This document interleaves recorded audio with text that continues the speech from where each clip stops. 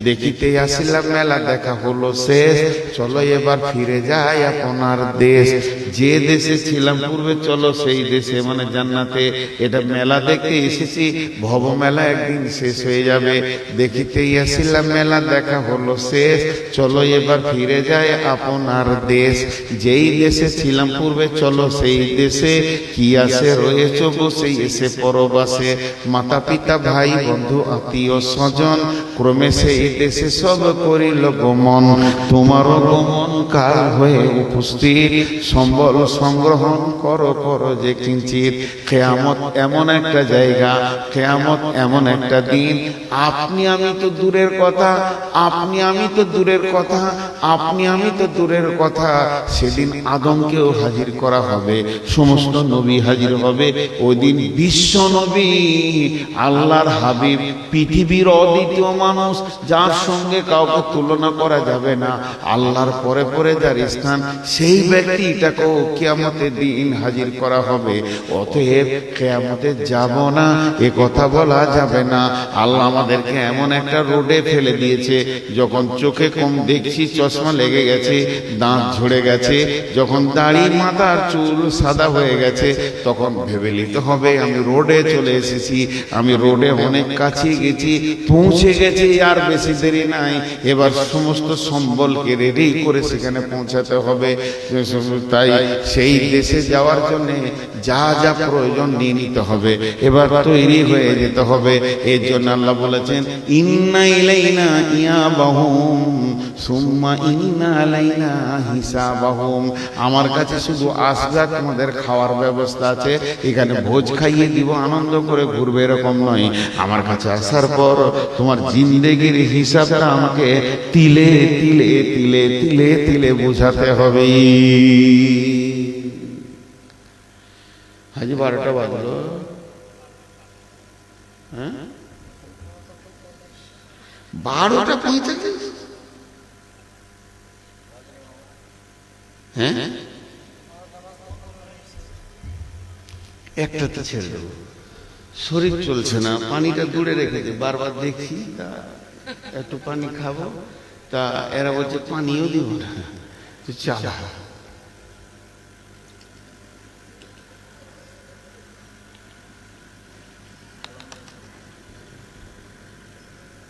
হয়ে গেল বেচা কিনা। আমি যে এখন নামিনি রে, আমি কিছু কিনলাম, বিড়ি বিড়ি সব নিয়ে চলে গেলি, বেশি খাইনি, জল। আমরা আপনারা তো ধরেন এই কিছু জিনিস, ইসলামী জালসা বক্তা, এর উপরে আমি ফেসবুকে একবার আসবো, নিয়ে করেছি, কমসে কম 2 সপ্তাহ চালাতে হবে, 8 ঘন্টা করে, তাহলে সব কথাগুলো ক্লিয়ার হবে। বক্তাদের মধ্যে ভেজাল, এই জালসাগুলো হয়, কিছু ক্যাপাসিটির ভুল হয়, বুঝার ভুল হয়। খালি আমি একটা কথা বলছি, এখন 1 মিনিট টাইম নিয়েছি বায়ান বাদে, 1 মিনিটে বেশি নিব না। জালসা যখনই করবেন, জালসা ভালো জিনিস, যারা এই আয়োজন করেছে আল্লাহ তাবারক ওয়া তাআলা তাদেরকে ভালো বদলা দান করুন, দুনিয়াতে আখিরাতে দান করুন, এবং মাদ্রাসাটাকে আল্লাহ আরো উন্নত মানের বানিয়ে দেন, আল্লাহুম্মা আমিন। কারণ এগুলো ভবিষ্যৎ। কিন্তু কথা হচ্ছে বক্তা করবেন 2টা, তার বেশি আমাকে নিয়ে না, আর কাউকে নিয়ে না, 2টা বক্তা করে। গ্রামে ইমাম আছি, 5টা মাওলানা মেহমান আসবি, সন্ধ্যা দিকটা চালিয়ে গেলেন, এসার পর মেন বক্তাকে দিয়ে দেন, রাত 11টায় শেষ করেন। 11টায় যদি জলসা শেষ করতে পারেন, কালেকশন বেশি হবে। 2টা কাজ হবে, রাতে মানুষ ঘুমাবে। বাংলাদেশে জলসা করে আনন্দ পায় ওই জন্য, ওদের রাত 11টায় শেষ হয়, খুব ভালো লাগে। বড় জলসা, আমি এমনও জলসায় গিয়েছি 70,000 লোক হয়েছে, 70,000। তো যখন 11টা বাজছে, সভাপতি বলছে হুজুর ছেড়ে দেন। আবার ওই জালসাটা চলছে 1 মাস। ওরা এত ভালো, মানে বুঝাতে পারবো না হিসাবটা।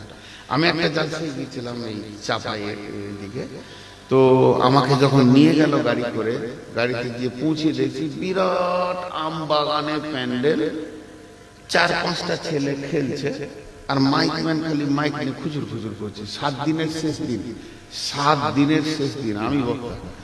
তাই আমি ভাবছি লোকজন নাই রে, কার কাছে বলবো রে, মসজিদে মাগরিবের নামাজ পড়তে গেলাম, তা গাঁয়ের লোক এক কাতার ছোট মসজিদ, 1-1.5 কাতার, ইমাম আর আমি।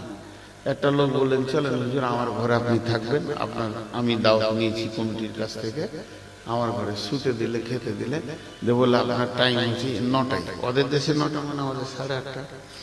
আমি বললাম ঠিক আছে।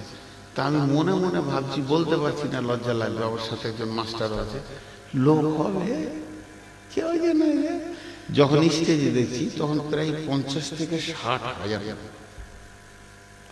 খাওয়ার কোনো ব্যবস্থা নেই, ওরা ওই আসবে 2 ঘন্টা শুনবে চলে যাবে।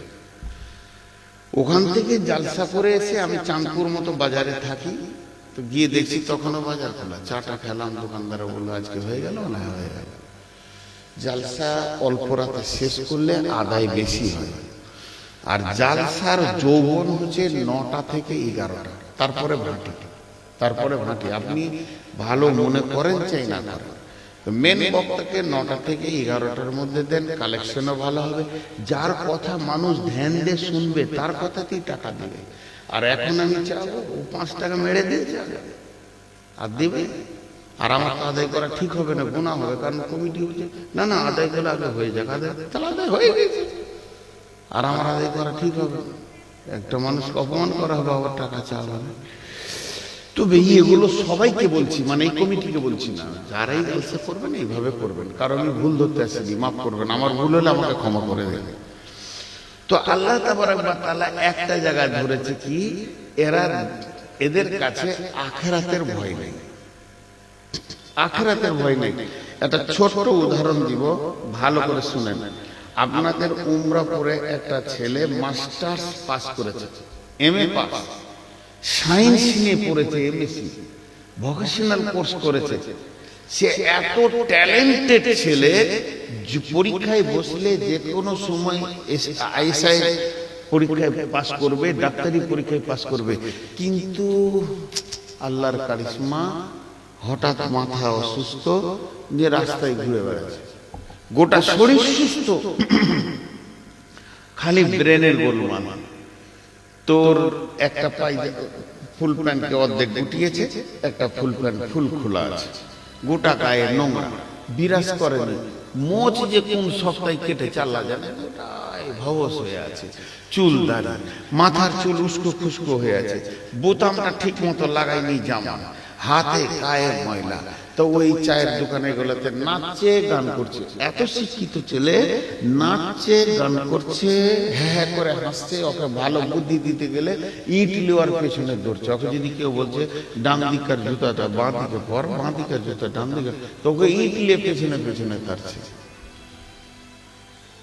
তো উদাহরণটা মন দিয়ে শোনেন, এত ব্রেনান ছেলে এই অবস্থা হয়ে গেছে। তা ডাক্তার মইনুল হাসান বহরমপুরের ব্রেনের ডাক্তার, ধরেন কোনো কাজে উমরাপুরে এসেছে, তো ওই ছেলেটাকে দেখছে এমনি করে, ও তো ওই রুগী নিয়ে দুনিয়া করে, তো দেখছে এমনি করে। তো ভালো লোককে জিজ্ঞেস করছে, হ্যাঁ গো ছেলেটা কার? বলেন না স্যার, ছেলেটা হাজী সাহেবের ছেলে, ভালো ছেলে স্যার, পশ্চিমবঙ্গে স্কলার রেজাল্ট করেছিল স্যার, পেপারে ওর নাম এসেছিল। হঠাৎ কি যে হলো, ও আচ্ছা ঠিক আছে, দিয়ে ওকে বেহুশ করলে ইঞ্জেকশন দিয়ে, বেহুশ করে ওর উপরে মেশিন দিয়ে দেখছে কি হয়েছে। কিচ্ছু নয়, এই ঘাড়ের এখানে যেটা মেন রগ, বডির সঙ্গে ব্রেনের যেটা সার্কুলার, ওই রগের টিউমার হয়ে গেছে, জাম হয়ে গেছে রগটা। ওকে উবুর করে শুইয়ে ওষুধ দিয়ে ফার্স্ট ক্লাস করে ওর অপারেশন করে টিউমারটা বের করে দিল।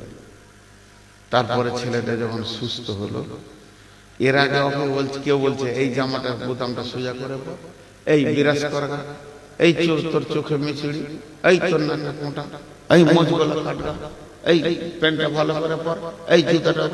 ওর বডিতে 100টা ভুল দেখা গেছে, 100 থেকে বেশি সমাজ দেখেছে।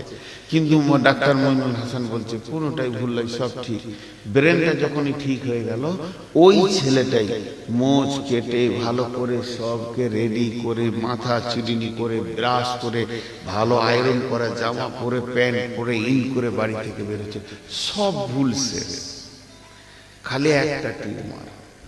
তো এই জাতির ভুল দেখতে শুরু করেছি আমরা ধরেন এই 5 জন এখানে বসে আছি, আপনাদের দিকে আঙুল তুলছে, এটা উদাহরণ দিচ্ছি, খারাপ মনে করবেন না। সমাজ মদ খায়, সমাজ চুরি করে, সমাজ বিয়েতে পনলাই, সমাজ লুচ্চা লাফাঙ্গার, এরা মাতাল, এরা সুদারু, এরা দোহরাবে না, এরা ভালো হবে না, মেয়েরা বেপরদা, মেয়েরা এত বদমাস, এরা খারাপ, হাজার ভুল দেখছি। কিন্তু ব্রেন সার্জন বলছে এগুলো একটাও ভুল নয়। আল্লাহ বলছে এগুলো একটাও ভুল নয়, এদের একটাই ভুল। বিসমিল্লাহির রহমানির রহিম। কাল্লা বাল তুকাদ্দিবুনা বিদ্দিন। এদের একটাই ভুল, এরা কিয়ামতকে মিথ্যা আরোপ করেছে, অস্বীকার করেছে। যদি কিয়ামত এদের সামনে পরিষ্কার থাকতো যে ওই জায়গায় আমাকে যেতে হবে, আর আমি ওই রোডেই হাঁটছি, আমার চুল পাকছে, দাড়ি পাকছে, আমি ওই রোডেই হাঁটছি আর যেতেই হবে, আল্লাহ আমাকে এমন একটা রোডে ফেলে দিয়েছে, আমি পৌঁছাতে রয়েছি ধীরে ধীরে। শিশুগুলো ভাববে আমরা ওই রাস্তায় হাঁটছি, তাহলে এরা সব ভুল হয়ে যাবে, হুর হুর করে মসজিদে এসে ঢুকে যাবে। এরা রোজা রাখবে, ওরা পর্দায় থাকবে। তার কারণ আমাদের সামনে যে কিয়ামতটা রয়েছে, ওইখানে আমাকে হিসাব দিয়ে বেরিয়ে যেতে হবে, তবেই আমি জান্নাত পাবো।